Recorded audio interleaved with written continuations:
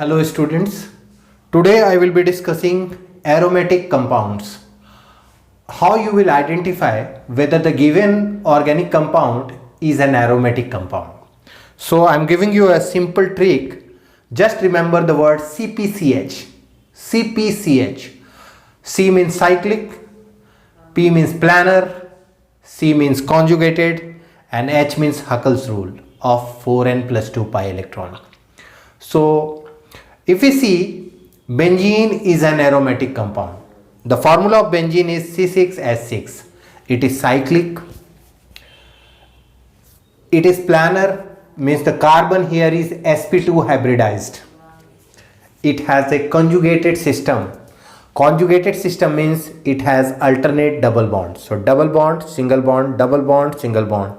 So in case of conjugated system, we find that compounds containing alternate double bonds are said to be conjugated, or they have double bond, single bond, then electron pair, or they have double bond, single bond and a positive charge.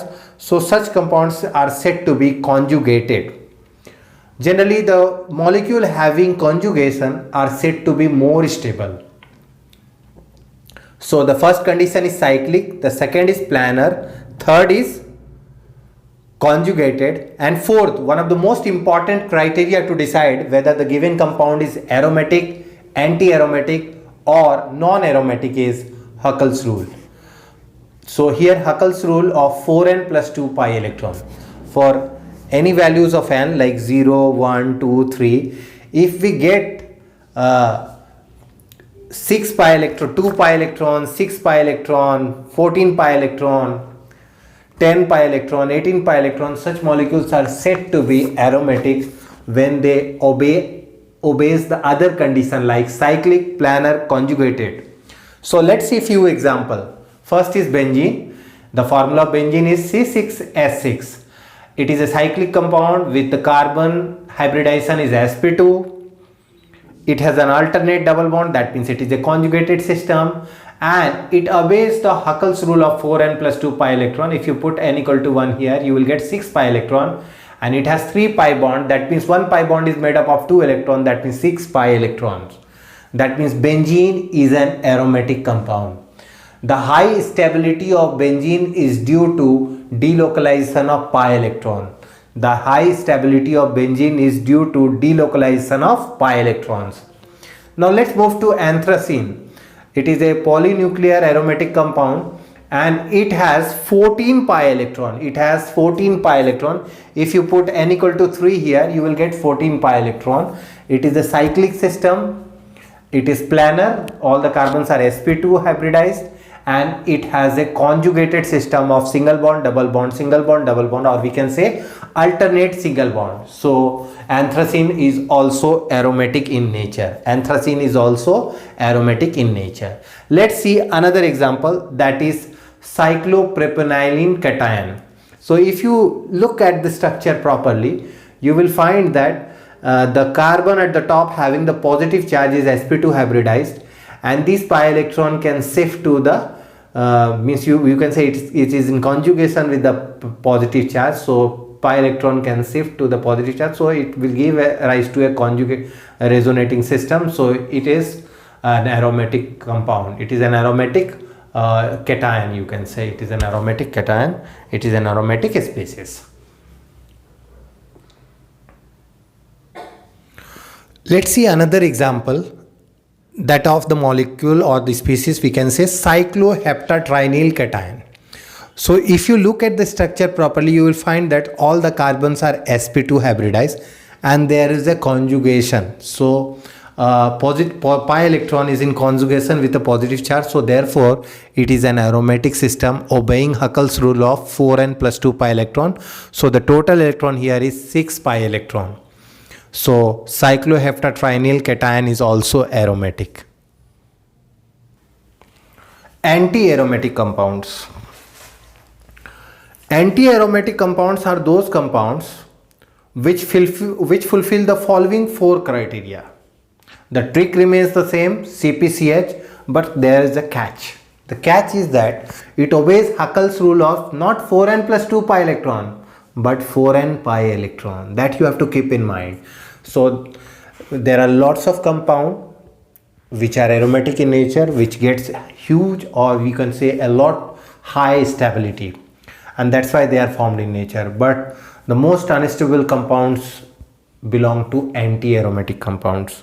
So no compound wants to be anti-aromatic in nature because of their higher instability. So the trick here is to remember CpCH again with a Huckel's rule, that is not 4n plus 2 pi but 4n pi electron. So the compound should be cyclic, planar, conjugated, and it obeys an Huckel's rule of 4n pi electron. So let's see few examples. The first one is cyclobutadiene. If you closely see the structure of cyclobutadiene, you will find that the compound is cyclic, it has a planar geometry, and it is conjugated, means double bond, single bond, double bond, single bond, and it obeys 4n pi electrons. That means it has a total of 4 pi electron. That's why cyclobutadiene is highly unstable and it is regarded as an anti-aromatic compound. It is regarded as an anti-aromatic compound. Next example, cyclopentadienyl cation. So if you see the structure of cyclopentadienyl cation, you will find that the pi electron here is 4 pi. It obeys the Huckel's rules of 4 pi electron system, 4n pi electron system, and it has a positive charge. The positive charge carbon here is sp2, that makes it a planar. So it is cyclic, planar, conjugated, and obeys Huckel's rule of 4n pi electron system. That means cyclopentadienyl cation is an anti-aromatic compound. It is an anti-aromatic compound. So there are three types of compound. One can be aromatic, other can be anti-aromatic, and the other can be, and the third type can be non-aromatic. So if the compounds are aromatic, it must be cyclic, planar, conjugated, Huckel's rule of 4n plus 2 pi electron. If it is anti-aromatic, it is cyclic, planar, conjugated, and obeys Huckel's rule of 4n pi electron. Keep this in mind. So this is a major distinction between aromatic and anti-aromatic compound. Such questions are asked in EAMCET, BITSET, NEET, IIT Mains, Advanced. So this is a very important topic for your IIT entrance exam, NEET exam, BITSET, EAMCET, etc. So student, please prepare this topic very nicely. Aromatic, anti-aromatic compounds. On the one hand, aromatic compounds are diamagnetic in nature, whereas the anti-aromatic compounds are paramagnetic in nature. You know what are diamagnetic and paramagnetic, that you very well know. Diamagnetic substances are those substances which are repelled in the magnetic field, whereas the paramagnetic substances are attracted in the magnetic field. They have one or more number of unpaired electrons, which makes them paramagnetic. So this was regarding aromatic and anti-aromatic compound. I hope you understood, students. So just go through this video nicely and solve few questions based on this. You will find one question from this topic in your upcoming entrance exam. Thank you so much.